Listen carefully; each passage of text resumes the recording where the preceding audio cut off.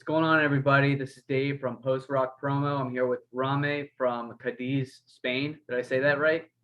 Yes. Okay. Hello. Yeah. So let's dive right into it. When and how did you guys form? We formed like 3 years ago. Yes. It was 2017. 17. Yes. Yeah.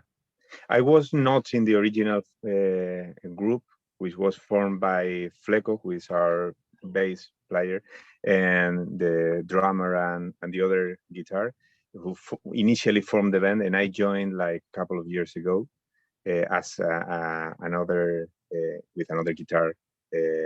And with this formation, we are like a couple of years Yes. working. I think. Yeah. So we are not that old, but we released our first album last September. It was recorded in when the blockade period was starting, so all the mastering and mix and this was done while we were each of us at home working and sending out the files and so on. It was finally released first September 1st Yes. last year. So it's our first album, which is called as Ruame as the band. And what thing is that we are finding it a bit difficult to to play and show the songs and so on. So but yeah, we're just 3 intense years playing together. We had experience in previous bands from the alternative rock and post rock scene here in south of Andalusia, which is the place where we live. Is in the very south of Spain. Yeah. Very cool. So you guys released an album in September, Ruame. Yeah. How's the response been? Well, it's we're happy. Yeah, we are happy with response. The problem is where we can play. If you can play, that is the problem because you can show your work, and that's the pity that you can play. Yeah, we have done lots of things, in internet and social networks and so on, and we've played twice for TV, recording 2 live shows in last summer and last December, which are in our social networks also, the videos and so on. But we are really looking forward to playing in a venue with people shouting and but think that it's going to be a while before we can do it again. The things are a bit difficult here in Spain still, and especially for bands like us, we need a medium or quite big venue because we are noisy and here smaller bands with acoustic sets and so on are starting to play in bars and small venues, but it's a bit more difficult for us because of the style that we play. Yeah. That's awesome. So who would you record it with and how's the process? Well, it was quite handmade. In fact, we recorded the album here in our rehearsal room with our own media because we decided to do something by our own to of course, because it was cheaper, and if you can't play, it's difficult to get funds for studios and so on. So we decided to do it by our own, and we also wanted something a bit more personal. We have our drummer, which is obviously not here today. Benny is really good at mastering and mixing and so on. So he spent like 4 or 5 months doing this work, which was really nice. I think that the final output is quite good. We pay special attention to sound. I mean, we do not have a singer attracting all the attention, so we must pay double attention to how do we sound, and we normally spend a lot of time here at our rehearsal room looking for the exact overdrive that we want. And the first thing that I did when I joined this group was change all my buy a new amp, because my old amp was not the best for this kind of.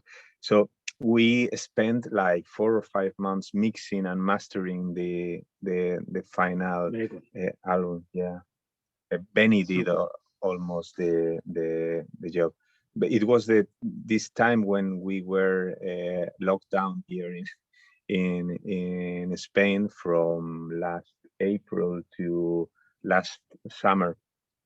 So we spent this time working on this album, which was released, and it is available, at Spotify and all platforms, and I think it's working well.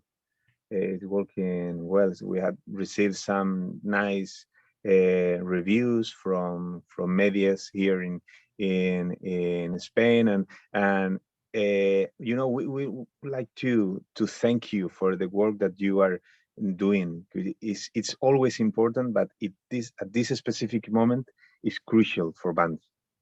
I mean, we can't live if we do not have people like you promoting us and sharing our links and liking the things we post. So it's really important for us. We like to thank you for this, because it's really important for us. Yeah. We have lots of people liking our website or our Facebook or Instagram page, because they reached us through you or through other people like you here in Spain doing that similar promotion work. So thanks for that, Dave. It's really important for us. Yeah. That's amazing. So you guys are from Cadiz. How's the post-rock scene? Do you have a favorite local band? Do you have a favorite venue? Well, here in Spain, in fact, the post-rock scene is small. Yes. There are a couple of really good bands, and There is a lot of bands, but the scene is small. yeah, and we have almost no venues here. It's really difficult for us to play, because here in Cadiz, there are really not no specific rock venues. We have to move to Seville, which is a bigger city near Cadiz, or Madrid, and so on. So there are no fests here for post rock or well, in Barcelona, which is quite far from here. There are really good post rock bands in Spain, in Madrid or Barcelona. Really good bands. We have, for example, not sure if you know Tundra, which is a post metal band, or there is another one which Jardín de la Croix, which is another. This is one most post rock or math rock influence, post metal, yeah. But there are our references here in Spain. Here in Cadiz, we have very few bands. There are really nice rock and alternative rock and hard rock bands, really good, but not exactly in the post-rock scene. Perhaps in the past. Yes, in the past was a band from Chipiona. They call it Hang of Fatima. If you can listen it, please. And it's so good. It's so nice. Yeah, yeah. And people is not really used here in Spain to listen to post rocks. So once they approach post rock, they normally enjoy it and so on. But it's a bit difficult this first step in approaching instrumental rock and so on. When our feeling is that when you show it, they like it. It happened with these two TV shows that we did last year. It was a bit shocking for even for TV programmers to have an instrumental band, and they are not sure how you are going to feel a 50 or 60 minutes program just playing without singing, not being a jazz, or more traditional instrumental music, But once they listen to it, they I think they enjoy it, and they discover that you can do rock or even hard rock or metal, which we have many post-metal influences, and we play a bit harder than traditional post-rock bands, and I think when you open the door, it's something that people enjoy. So, but we find it a bit difficult to break this first doubts about what we do. Yeah.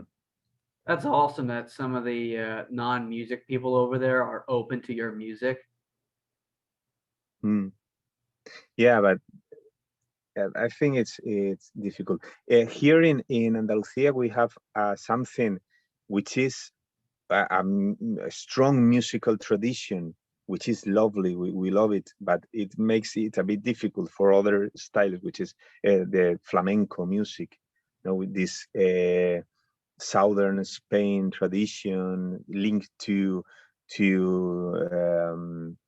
Moroccan music and to this flamenco singing and dancing, and this influence is really strong here, and I mean we love it. We have even a strong influence of this kind of music, and some of our songs, even the only song in which somebody sings something in our album is flamenco. Is this kind of, but this dominates all the scene. So it's difficult for rock or more contemporary music styles to break this strong influence of flamenco here at the south of Spain. Yeah. So that goes into my next question. What bands influence you? Well, a lot of the. Moway. Yeah. So watching from afar. Tundra. Caspian. Mono. Toy.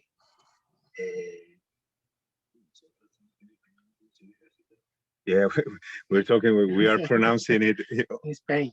Like Spain. We understand they should be pronounced in Spain. So Tui. Yeah. G from Japan.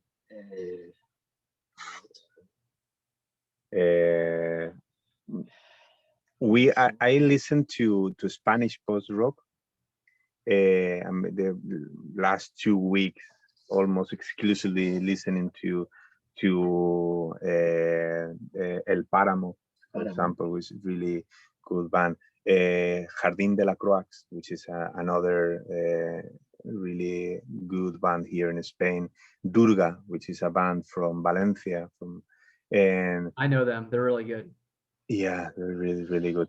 And also, not exactly progressive music, because we do not really like this speed solo guitar technique and so on, so we prefer to create atmospheres and so on. But there are cool approaches to post rock from prog, like the Physics House Band, or even some albums from Pliny, and this kind of instrumental progressive rock, which is we.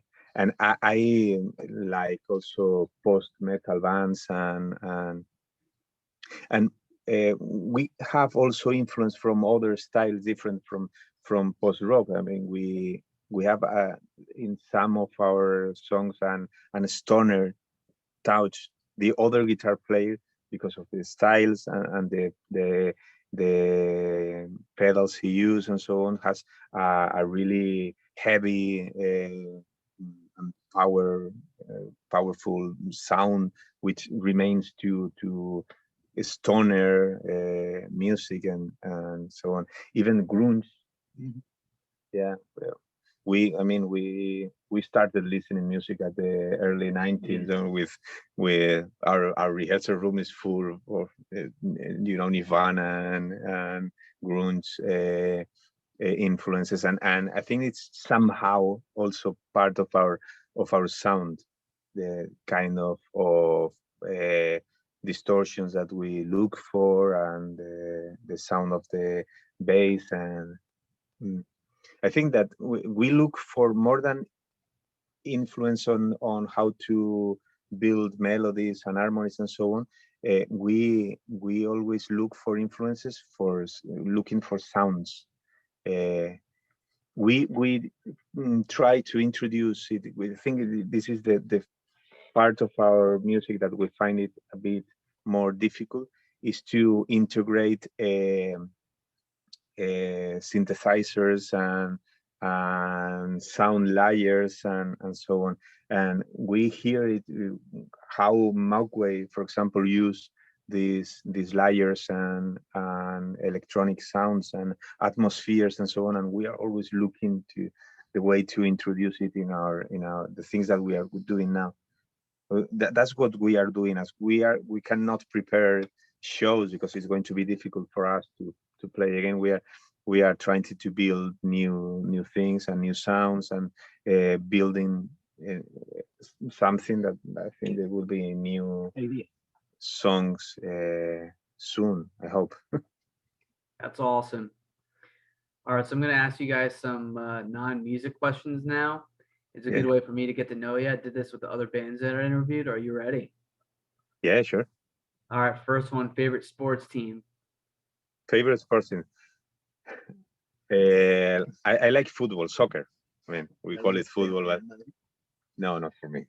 I support another Spanish team, which is Valencia, but it's in a bad moment now. It's almost in second division again. So, and also I also like rugby. Yeah, I used to play a lot of years ago, and I'm following now, the Six Nations and so on. So that's our. But the thing is that we do not have really much time now for sport. Yeah. Favorite movie. Movie.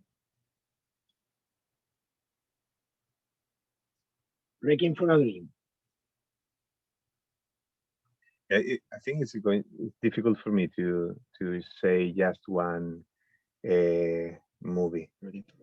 Yeah, Wrecking for a Dream is really nice movie. Yeah. But if I had to choose one, perhaps it would be. I really enjoyed some years ago. Once the film from this. It's a guitar player and singers and singer. I can't remember the name. Yeah, but it's a nice film with music in the background. Yeah, some Spanish movies also. Yeah, and now we are, well, as almost everybody now, moving from movies to serials. So I'm now watching Raised by Wolves, the new serial from Ridley Scott. Sci-fi. I really enjoy sci-fi. Yeah, Me it's too. part of our post-rock. No, you got all post-rock covers are astronauts and They go hand in hand, sci-fi and post-rock. yeah. And galaxies and so on. Yeah. Would you rather explore the ocean or space? Sorry. Would you rather explore the ocean or space? Well, yeah, the ocean probably. The Ruame, the name is it sounds like modern or something linked to to planets, but in fact it is a quite local name. It's the term that local fishers, especially old fishers here in the Cadiz Bay, we live by the coast and a long fishing tradition with old fishermen here in Cadiz, called Ruame, to a bank of little fishes that eat the bait of the fish hook and ruin the fishing day because they made the bait disappear. So that's what Ruame means. So the first album, all the the art of the dossier that we prepared for the release of the album and so on was like dark waters and so on. We prefer to use this ocean influence and looking rather than space. So yeah, we would probably prefer to explore the ocean. That's Yeah. awesome. Would you rather be able to teleport or read minds? Yeah, teleport probably. Yeah, some people have some messed up minds, so I can't blame you guys for not wanting to do that. All right, last one. What are some places in Cadiz that visitors should check out?